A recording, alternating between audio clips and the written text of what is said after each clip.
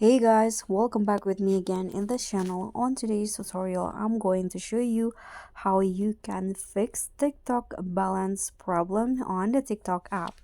So if you're facing an issue with the TikTok balance, you can just follow the steps to solve it. First, you can just head to your profile and then click on the three lines icon at the top right corner, and then go to the settings and privacy. Here, scroll down until you find the report a problem options.